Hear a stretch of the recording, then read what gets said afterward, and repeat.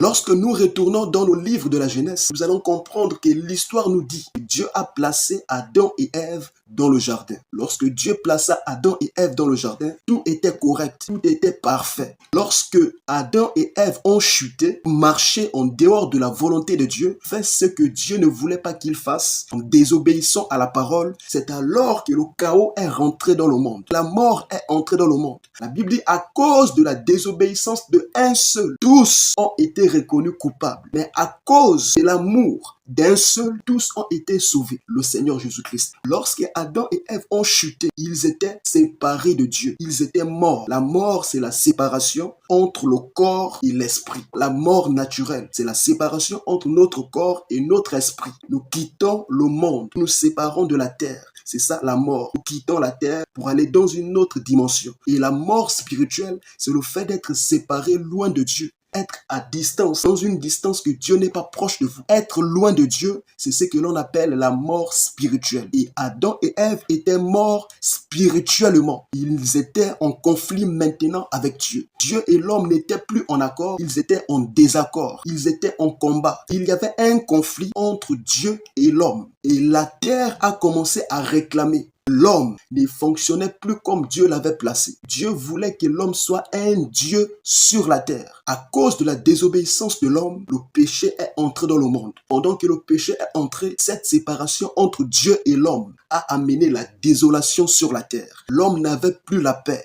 L'homme n'avait plus la tranquillité. Il cherchait par tous les moyens d'atteindre Dieu. Il savait que s'il partait auprès de Dieu, il pouvait en parler avec lui et résolver toutes choses. C'est pourquoi tout le monde sur la terre est errant. Nous sommes tous errants sur la terre. Le simple fait de désirer des meilleures et des meilleures choses montre que nous sommes perdus, que nous cherchons quelque chose. Nous cherchons à atteindre une certaine perfection parce que notre intérieur réclame l'endroit où nous étions. Nous étions de l'éternité et nous devons retourner à l'éternité. Et lorsque Dieu a regardé la terre, il a vu que la terre était vraiment en désolation et que l'homme n'avait plus la capacité de dominer et de vivre correctement sur la terre. Tellement la mort s'était installée, la famine s'était installée, toute chose dans la vie de l'homme était compliquée. Il a fallu que Dieu, dans sa pensée, puisse avoir une image de comment restaurer l'homme qu'il avait créé. Alors, pour amener la perfection, la seule chose qui pouvait calmer la colère de Dieu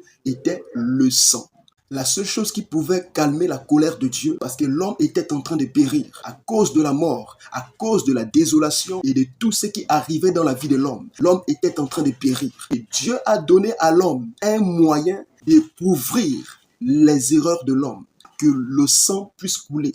C'est pourquoi les hommes donnaient à Dieu des animaux. Lorsque quelqu'un commettait une erreur, partait au temple de Dieu avec un animal. Le sacrificateur prenait l'animal, tuait l'animal et le sang de cet animal devait descendre sur l'adorateur. En d'autres termes, sur la personne qui avait commis le péché. C'est comme ça que la chose s'est passée. C'est pourquoi dans notre culture aujourd'hui africaine, vous allez voir que dans la plupart des coutumes, on utilise des animaux, des moutons, des coqs pour avoir la capacité de les égorger et que le sang coule. Parce que l'homme sait que cela était la recommandation que Dieu a donnée à l'homme pour avoir la capacité d'expier le péché et pardonner l'homme. C'est de cette manière que Dieu avait donné à l'homme d'être restauré, d'être en protection, d'être en sécurité. Lorsque Dieu a donné cette recommandation du sang à l'homme, la colère de Dieu a commencé à se calmer sur la terre et l'homme pouvait vivre normalement. Mais il y avait quelque chose qui ne marchait pas. La vie n'était pas revenue dans l'homme. L'homme n'était pas totalement restauré. Ses problèmes